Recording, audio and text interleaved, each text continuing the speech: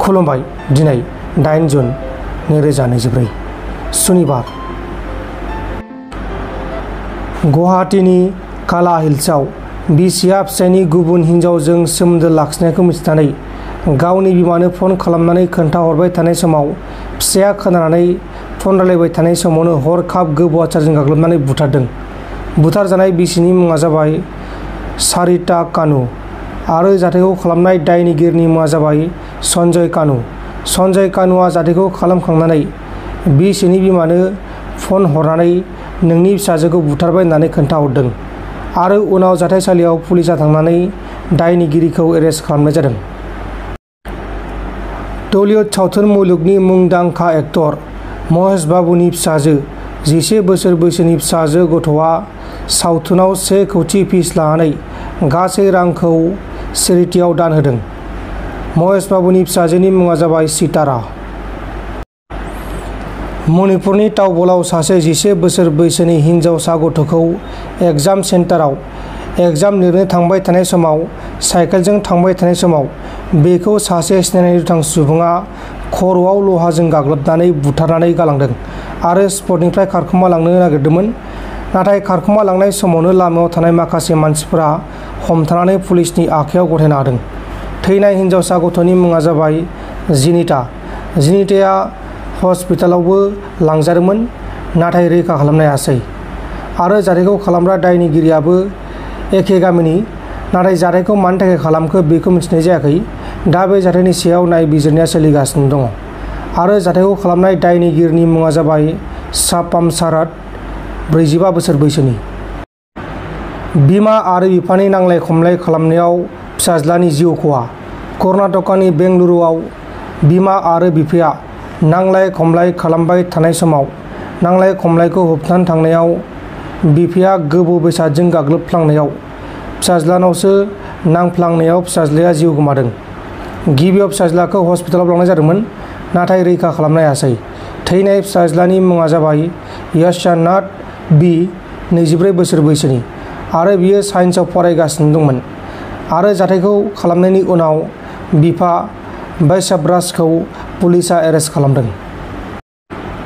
Medical कलेजखौ जों बरायो, नाथाय आरएनबि सिभिल हस्पिटालखौ मानो बोखारनांगौ? आरएनबि सिभिल हस्पिटालखौ फोजोबस्रांनो बोखारनायखौ बयबो रायजो राजाफ्रा होबथानांगौ होननानै दावराव देख्रेब नार्जारिया खावलायदों। आरएनबि सिभिल हस्पिटाला जोबोद पुराना हस्पिटाल बियो। दा बे हस्पिटाला क'क्राझारनिनो बिखायाव जानाय। गोदो गोदायनिफ्रायनो बे जायगायाव गोबां बेमार आजारनि सिकित्साखौ खालामबोनाय जादों आरो बे गेजेर जायगायाव बे हस्पिटाला गायसनजानायखाय मानसिफोरनि बेमार नायनायनि थाखाय गोबां मोनसे सुबिदा जों मोनोमोन। दा जोङो सरकारा दिनै बे सिभिल हस्पिटालखौ बोखारनानै जे गोदानै गायसनजानाय जे मेडिकेल कलेज जायनाखि बालागावआव जागासिनो दं, बेसरगावआव जागासिनो दं, बेयावसो लांनो नागिरदों। बे जोबोद दुखुनांथाव। बेखौ जोङो मोजां मोनाखै आरो बेखौ जों प्रटेस्ट खालामनांगौ। क'क्राझारनि जेसेबां नागरिकफोर दङ बिसोरो बेखौ बादा होनांगौ जाहाथे बेसरगावआव जानो गोनां जायनाखि मेडिकेल कलेज बेयाव जाहाथे रुपनाथ ब्रह्म सिभिल हस्पिटालनि जायनाखि फसंथान बेखौ जाहाथे लाङा, जों बेखौ बयबो होबथानांगौ। जोंनो ट्रिटमेन्टखौ नांगौ, जोंनो देहा फाहामथायखौ नांगौ। दा मेडिकेल कलेजआ जाथों, जोंनि थाखाय बे जोबोद बरायथावना, जों बेखौ बरायो। बेसरगावआव जानाखि मेडिकेल कलेज जाबाय जों बेखौ बरायदों। बे साबना हामना जानांगौ, मोजां जानांगौ आरो बेयाव सफिस्टिकेटेड इकुइपमेन्टफ्रा लाबोनानै जोंनि बायदिसिना बेमारफोरखौ फाहामनाय जों बेयाव जायगायाव मोननांगौ। दा खिन्थु बे नङा जे बेसरगाव मेडिकेल कलेज जानाय लोगो जोंनि आरएनबि सिभिल हस्पिटाला जे बोखारजानांगौ बे बाथ्रा जानो हाया, खुनु जानो हाया। जों साबसिननिफ्राय साबसिन जोङो फाहामथाय मोननो थाखाय आरएनबि सिभिल हस्पिटालाव जोङो साबसिननिफ्राय साबसिन खालामनांगौ आरो बेयाव जायफोर लेपसेस जाहा दंमोन, जोंहा माखासे इकुइपमेन्टफोरनि जे खम दंमोन, बे इकुइपमेन्टस खमफोरखौ जोङो लाबोफिननानै साबसिननिफ्राय साबसिन ट्रिटमेन्ट होनानै जों सिभिल हस्पिटालखौ जों खालामनांगौ, जों बेखौ दाबि खालामो। दिनै गुबुन गुबुन जायगायाव जे सिभिल हस्पिटाल दङ, बे सिभिल हस्पिटालाव जे साबसिननिफ्राय साबसिन खालामगासिनो दङ।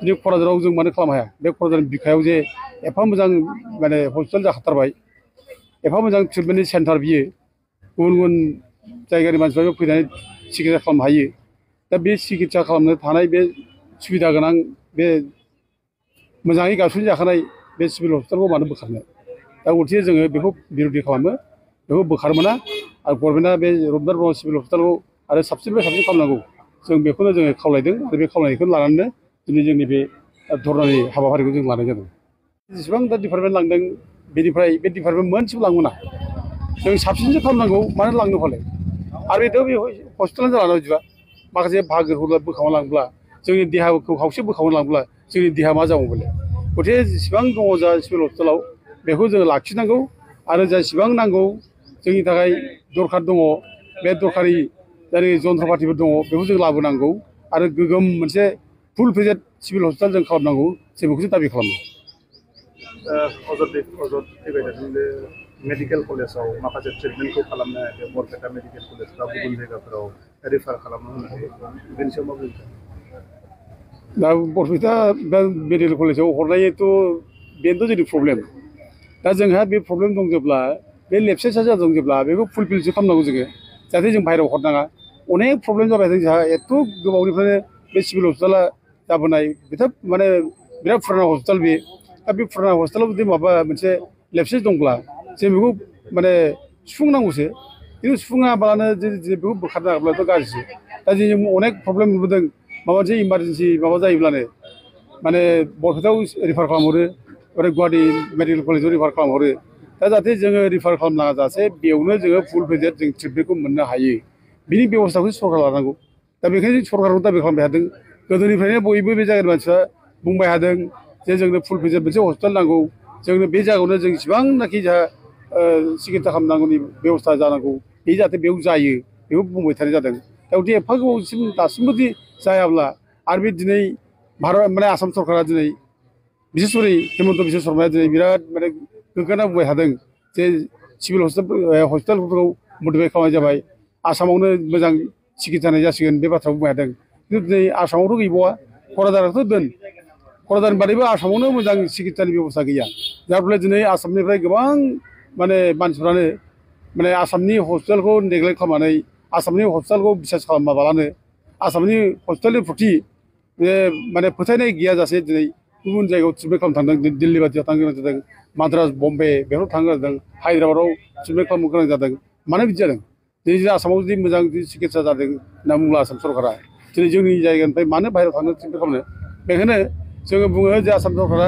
ओरैनो बाथ्रा खोथा बुंलाबायनायखौ बाद होनानै जे आसामाव जे मोजां ट्रिटमेन्ट जानांगौ मोजाङै सिकित्सा खालामनांगौ बे बेब'स्थाखौ आसाम सरकारा लानांगौ जों बेखौसो खावलायो धरनाया माब्लासिम सोलिगोन बेखौ खालामबाय थागोन जोङो दिनै मैयानिफ्राय खालामबाय दिनैबो खालामबाय आरो गाबोनबो समफोरबो जों खालामनांगोन आरो जों जेरैखिया जों माने बे हस्पिटालखौ जोङो लाखिनांगोन बे जाहाथे बेनिफ्राय शिफ्ट खालामा मोनसेबो बाहागो नोंथांमोन दिनैनि खौरांफोरा बेखिनिल'मोन बेखिनिसिम नायनायनि थाखाय नोंथांमोननिसिम रोजा रोजा साबायखर गोजोन्थों एसेनोसै जै बर' हारिनि